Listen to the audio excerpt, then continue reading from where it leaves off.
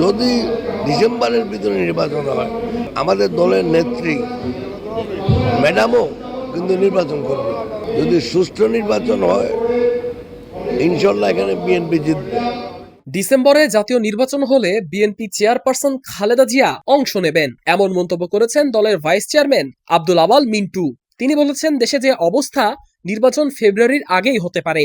বুধবার ফেনীতে এক মত বিনিময় সভায় মিন্টু জানান, তত্ত্বাবধায়ক সরকার ইস্যুতে সুপ্রিম কোর্টে একটি ডেট পেন্ডিং আছে। যদি ওই ব্যবস্থা কার্যকর হয়, তাহলে ডিসেম্বরে নির্বাচন হতে পারে, আর সেই নির্বাচনে অংশ নেবেন সাবেক প্রধানমন্ত্রী খালেদা জিয়া।